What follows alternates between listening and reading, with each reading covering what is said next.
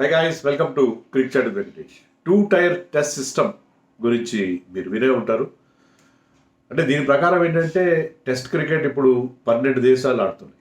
ఈ 12 దేశాల్లో వాటిని 2 గ్రూప్స్గా డివైడ్ చేసి టాప్ 6ని ఒక గ్రూప్లో, బాటమ్ 6ని మరొక గ్రూప్లో పెట్టాలి. అలా దానివల్ల మరింత కాంపిటేటివ్గా జరిగితే అనేక రకాల లాభాలు ఉంటాయని చెప్పి ఐసీసీ చాలా సీరియస్గా ఆలోచిస్తుంది. ఆలోచన కాకుండా రీసెంట్గా ఒక కమిటీ కూడా వేశారు. రోజర్ టూస్ అని ఒకప్పటి న్యూజిలాండ్ బ్యాట్స్మెన్, అతని ఆధ్వర్యంలో ఒక కమిటీ వేశారు to decide the possibility of new two tier test system. అంటే ఈ డబ్ల్యూటీసీ సైకిల్లో కాదు, రాబోయే అంటే ఇప్పుడు 2025-27 జరుగుతుంది. సో 27 నుంచి 29 దాకా, 2027 నుంచి 29 దాకా జరగబోయే డబ్ల్యూటీసీ సైకిల్లో వీ మైట్ హ్యావ్ 2-టైర్ సిస్టమ్. అది ఎవరు ఆపాలన్నా ఆపేటట్టుగా లేదు. మరి ఇది ఎంతవరకు ఉపయోగం, ఇది బాగుంటుందా లేదా అనేది ఈ వీడియోలో మనం డిస్కస్ చేద్దాం. మనం చూసాం, ఇండియా ఇంగ్లాండ్ సిరీస్ బ్రహ్మాండంగా చాలా రంజుగా సాగింది, చాలా రసవత్తరంగా సాగింది. నువ్వా నేనా సాగింది. ఒక మ్యాచ్ డ్రా అయింది, 2 మ్యాచ్లు ఇంగ్లాండ్ గెలిస్తే 2 మ్యాచ్లు ఇండియా గెలిచారు. So best advertisement for test క్రికెట్గా ఆ సిరీస్ కనిపించింది. కానీ అదే టైంలో మనం జింబాబ్వేలో ఒక సిరీస్ చూసాం బిట్వీన్ న్యూజిలాండ్ అండ్ జింబాబ్వే. దాంట్లో టోటల్ 1-సైడెడ్ లో కాంటెస్ట్గా జరిగింది. ఒక మ్యాచ్లో న్యూజిలాండ్ 9 వికెట్ల తేడాతో గెలిచింది, అది కూడా చాలా ఈజీగా గెలిచింది. ఇంకొక టెస్ట్లో, 2 టెస్టుల సిరీస్ అది, 2వ టెస్ట్లో వాళ్ళు ఒక ఇన్నింగ్స్ 356 359 రన్స్ తేడాతో గెలిచారు. సో ఆ మార్జిన్ అనేది 3rd highest margin in history of test cricket. 148 ఏళ్ల టెస్ట్ క్రికెట్ చరిత్రలో అంత పెద్ద మార్జిన్ ఎప్పుడు రాలేదు. Third highest. సో చిత్తుగా ఓడిపోయింది జింబాబ్వే. వాళ్ళు ఆ 4 ఇన్నింగ్స్ బ్యాటింగ్ చేశారు జింబాబ్వే వాళ్ళు. దాంట్లో ఒక్కసారి మాత్రం 150 దాటారు. 200 ఒక్కసారి కూడా దాటలేదు. 4 ఇన్నింగ్స్లో కూడా ఒకసారి 200 దాటలేదు. అండ్ మిగతా దాంట్లో 150 బిలో వచ్చింది. ఒకసారి మాత్రం 150 దాటి 165తో చేశారు. వాళ్ళ బ్యాటర్స్ ఆ 4 ఇన్నింగ్స్లో కలిపి ఎవరు కూడా 50 కూడా చేయలేదు. 49 వాజ్ ది హైయెస్ట్. సో దాన్ని బట్టి ఎంత డిఫరెన్స్ ఉంది. మరోవైపు న్యూజిలాండ్ నుంచి 3 బ్యాట్స్మెన్ సెంచరీలు చేశారు, ఇంకో 3 హాఫ్ సెంచరీలు ఉన్నాయి. సో న్యూజిలాండ్ వాళ్ళు పండగ చేసుకున్నారు without any doubt. And Matt Henry 16 వికెట్లను తీశాడు, 2 టెస్టులు కలిపి 16 వికెట్లు తీశాడు. సో న్యూజిలాండ్ చాలా ఈజీగా, చాలా సునాయాసంగా గెలిచేసింది. So this is a bad advertisement for test cricket. Test cricket ఎలా జరగకూడదు అనేది దానికి ఒక అడ్వర్టైజ్మెంట్.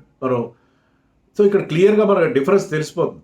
అంటే ఒక టాప్ నేషన్ వర్సెస్ ఏ వీక్ నేషన్ మ్యాచ్ జరిగితే ఏ మాత్రం దాంట్లో కాంపిటేటివ్ ఇంట్రెస్ట్ ఉంటుంది. సో కాంపిటేటివ్ ఇంట్రెస్ట్ని ప్రిజర్వ్ చేయాలి అంటే మీరు ఇలాగే ఇండియా ఇంగ్లాండ్, ఇండియా ఆస్ట్రేలియా, లేకపోతే ఆస్ట్రేలియా ఇంగ్లాండ్ యాషెస్ అంటే మనం, లేకపోతే సౌత్ ఆఫ్రికా న్యూజిలాండ్, ఇలా ఎవరైతే ఈ టాప్ 5 కంట్రీస్, పర్టికులర్లీ మనకి ఇప్పుడు టాప్ 5 కంట్రీస్ కనిపిస్తున్నాయి. దాంట్లో మీకు 4 దేశాలు ఆల్రెడీ డబ్ల్యూటీసీ ఫైనల్ కూడా వచ్చాయి. India, Australia, New Zealand and south Africa. వీటితో పాటు ఇంగ్లాండ్ కూడా ఇది స్ట్రాంగ్ నేషన్.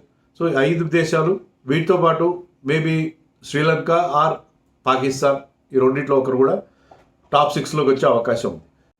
సో ఈ టాప్ కంట్రీస్ అన్నీ ఒక దగ్గర పెట్టి చిన్న దేశాలు like Ireland, Bangladesh, Zimbabwe, West Indies, వీళ్ళందరినీ క్లబ్ చేసి వేరే దగ్గర పెడితే ఎలా ఉంటుంది? పాకిస్తాన్ ఎవరు వస్తే వాళ్ళు. సో ఈ రిమైనింగ్ 6 కంట్రీస్ ఎవరైతే ఉన్నారో, ఎక్కువగా టెస్ట్ క్రికెట్లో పెద్ద పర్ఫార్మెన్స్ లేదు, వీళ్ళందరినీ వేరే గ్రూప్లో పెడితే ఎలాగైతే మన రంజీ ట్రాఫీలో ఎలైట్ గ్రూప్ ఒకటి, ప్లేట్ గ్రూప్ ఒకటి ఉంటుంది కదా, అలాగే పెడితే ఏంటంటే మీకు కాంపిటీషన్ లెవెల్స్ బాగుంటాయి. హై క్వాలిటీ కాంపిటీషన్ అనేది మనం చూస్తాం. సో ఆ క్వాలిటీ క్రికెట్ ఉండడం కోసం ఇలా చేస్తే బాగుంటుంది అని చెప్పి ఐసీసీ చాలా సీరియస్గా ఆలోచిస్తుంది. కానీ దీన్ని చాలామంది అపోజ్ చేస్తున్నారు. ఇండియా కూడా అపోజ్ చేస్తున్నారు. ఇండియా కూడా ఎందుకు అపోజ్ చేస్తున్నారంటే చిన్న దేశాలకు అసలు మనుగడ లేకుండా పోతుందని చెప్పి. సో చాలా వెస్టిండీస్ కానీ మిగతా దేశాలు ఎలా ఫీల్ అవుతున్నాయంటే, ఒకవేళ ఇలా కనుక జరిగితే మా దేశంలో టెస్ట్ క్రికెట్ అనేది కంప్లీట్గా అంతరించిపోతుంది.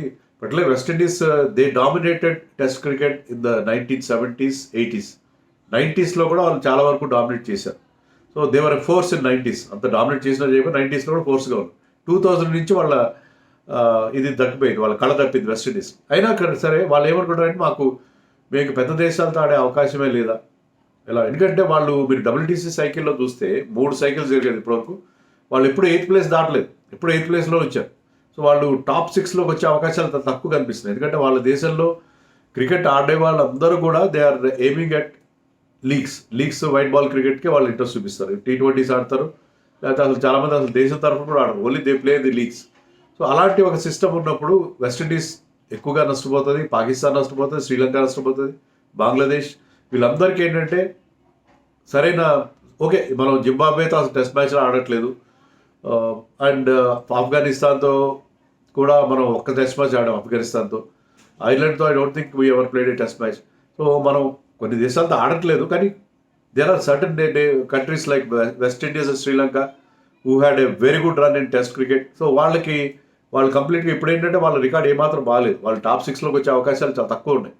సో అలాంటప్పుడు వాళ్ళకి కంప్లీట్గా అక్కడ టెస్ట్ క్రికెట్ అనేది నాశనం అయిపోతుందని అనుకుంటారు. సో ఇండియా అపోజ్ చేస్తున్నారు, ఇంకా చిన్న దేశాలకు కూడా వాళ్ళు కూడా టెస్ట్ క్రికెట్లో ఉండాలని చెప్పి ఇండియా దీనికి అంత ఫేవర్గా లేదు. ఇంగ్లాండ్ కూడా ఫేవర్గా లేదు. ఇంగ్లాండ్ వాళ్ళ భయం ఏంటంటే అంటే కీడించి బేలించడం. ఇంగ్లాండ్ ఇప్పటివరకు టాప్ 6లోనే ఫినిష్ చేసింది.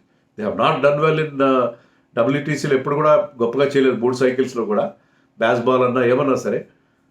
బట్ వాళ్ళ భయం ఏంటంటే మేము టాప్ 6లో కనుక రాకపోతే యాషెస్ ఆడలేం, ఆస్ట్రేలియాతో మేము ఆడే అవకాశం ఉండదు, ఇండియాతో ఆడే అవకాశం లేదు. వాళ్ళకి డబ్బులు వచ్చేది ఈ 2 సిరీస్ ద్వారా.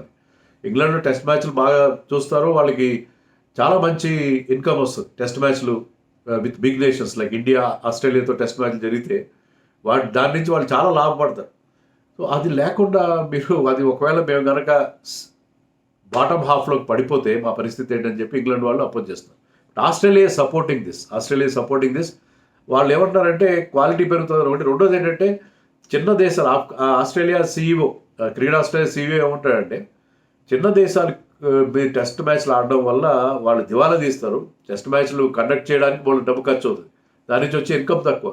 సో చిన్న దేశాలని టెస్ట్ క్రికెట్కి దూరంగా పెట్టడమే మంచిది అన్నట్టుగా వాళ్ళు చెప్తారు. కానీ నేను చెప్పినట్టుగా countries like west Indies and Sri Lanka rich history ఉన్న దేశాలు అవి టెస్ట్ క్రికెట్లో.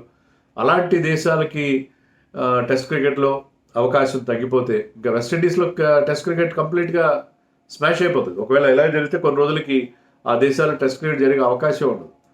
కొన్ని బెనిఫిట్స్ డెఫినెట్గా ఉన్నాయి, ఎందుకంటే మీరు చిన్న దేశాలతో, బంగ్లాదేశ్తోనో లేకపోతే మీరు వేరే చిన్న దేశాలతో ఆడి మీ రికార్డులు మెరుగుపరుచుకొని మీ స్కోర్లు సెంచరీలు కొట్టేస్తే, బాబర్ ఆజం మీద అదే కదా ఒక ఫీలింగ్ ఉంది. బాబర్ ఆజం ఐ థింక్ ఒక 70 మ్యాచెస్ నుంచి 70 ఇన్నింగ్స్ నుంచి ఒక సెంచరీ లేదు అతను. Last century I think has come against Nepal. Nepal అంటే అది వేరే వైట్ బాల్ ఫార్మాట్లో అనుకోండి, బట్ స్టిల్ బాబర్ ఆజం లాంటి వాళ్ళు చిన్న దేశాల మీదే రన్స్ కొడతారు అనే ఒక ఫీలింగ్ ఉంది. సో అలా కాకుండా if you're playing only cream top కంట్రీస్తో ఆడుతుంటే మీకు యాక్చువల్ రియల్ టెస్ట్ ఉంటుంది అని చెప్పి, సో క్వాలిటీ చాలా బాగుంటుంది. కానీ ఇఫ్ ఇండియా ఆడే ఇప్పుడు మీరు WTC సైకిల్లో 6 దేశాల వాళ్ళు అనుకోండి, we're suppose to play 6 countries in one WTC cycle.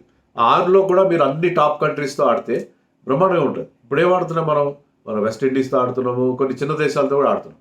దానివల్ల ఏంటంటే మనకి 1-2 దేశాలతోనే రియల్ టఫ్ ఫైట్ పడుతుంది. అలా కాకుండా if you're playing the WTC cycle against south Africa, New Zealand, England, Australia, నలుగురితో కూడా మీరు ప్రతిసారి ఆడగలిగితే మీకు అప్పుడు చాలా స్ట్రాంగ్ ఉంటుంది. మనం కొన్నిసార్లు న్యూజిలాండ్ ఆడట్లేదు, కొన్నిసార్లు సౌత్ ఆఫ్రికాతో ఆడట్లేదు, అలాగే మనం ప్లాన్ చేసుకుంటాం. సో అలా కాకుండా మీరు అన్నిటితో ఆడితే చాలా బాగుంటుంది. సో దీంట్లో బెనిఫిట్స్ ఉన్నాయి, కొన్ని లాసెస్ కూడా ఉన్నాయి. ఎందుకంటే చిన్న దేశాలకి కంప్లీట్గా వాళ్ళని పక్కన పెట్టడం అనేది ఏమాత్రం కరెక్ట్ కాదు. ఇప్పటికే అసలు మీరు చూస్తే ఏంటంటే గేమ్ గ్లోబలైజ్ కావాలని మనం కోరుకుంటాం, కానీ ఏ గేమ్లో కూడా ఉండదు. మీరు వేరే ఏ స్పోర్ట్లో అయినా చూడండి, అన్ని దేశాలు ఆడతాయి, చాలా ఇది మొత్తం అన్ని ఖండాల నుంచి. కానీ టెస్ట్ క్రికెట్ మాత్రం మీకు ఓన్లీ ఫ్యూ కంట్రీస్ మాత్రం ఆడతాయి. దాన్ని ఇంకా మీరు రెస్ట్రిక్ట్ చేసేసి ఒక 6-7 కంట్రీస్కే దాన్ని పరిమితం చేస్తే గేమ్ గ్లోబలైజేషన్ వీలు పడదు. ఓన్లీ వైట్ బాల్లో మీరు గ్లోబలైజ్ చేస్తారు. ఈ గేమ్ టెస్ట్ క్రికెట్ కంప్లీట్గా డిఫరెంట్గా అయిపోతుంది. సో నాకు కూడా దీని మీద అంత మంచి అభిప్రాయం అయితే లేదు. క్వాలిటీ బాగుంటుంది, కానీ అందరూ ఆడాలి, మనం అందరితో ఆడితేనే బాగుంటుందేమో అని నాకు అనిపిస్తుంది. ఈ 2 అంచెల టైర్ టెస్ట్ సిస్టమ్కి నాకు ఎందుకు అంత ఫేవరబుల్గా అనిపించట్లేదు. బట్ దాన్ని ఆపే అవకాశాలు అయితే కనబడట్లేదు. ఎందుకంటే భవిష్యత్తులో బికాజ్ చిన్న దేశాలు టెస్ట్ క్రికెట్ జరపడానికి కూడా పెద్ద ఇంట్రెస్ట్గా లేవు కాబట్టి కొన్ని దేశాలు అయితే ఐ థింక్ భవిష్యత్తులో ఇదే జరగచ్చు 2027-29 మధ్య. ఎందుకంటే మీకు టెస్టులు తగ్గిపోతే మీకు ఎక్కువ లీక్స్ అయిపోయాయి కాబట్టి నెంబర్ ఆఫ్ టెస్ట్ మ్యాచెస్ తగ్గిపోతాయి. దీనివల్ల మీకు అది ఈజీగా ఉంటుంది. మీకు క్యాలెండర్ తయారు చేయడం ఈజీ అయిపోతుంది. ఐసీసీకి అది చాలా ఈజీగా ఎందుకంటే ఇప్పుడున్న లీగ్స్తో పాటు ఒలింపిక్స్ కూడా రాబోతుంది. 28 నుంచి వీఆర్ ఆల్సో ప్లేయింగ్ ఒలింపిక్స్. అంటే ఫస్ట్ టైం ఆడుతున్నాం మనం, నెక్స్ట్ కంటిన్యూ అవుతుందో తెలీదు. సో ఇన్ని ఈవెంట్స్ని మనం అకామిడేట్ చేయాలంటే టెస్ట్ క్రికెట్ కొంత బ్యాక్ సీట్ తీసుకోవాల్సిన పరిస్థితి ఏమో ఉంటుందేమో. కొన్ని hard realities. Test cricket is the real cricket. I do agree. I'm a big supporter of test cricket. కానీ going forward I think we might have to follow that 2 tier system. మరి మీరు దీని గురించి మీరు అనుకున్నారు కామెంట్స్లో చెప్పండి.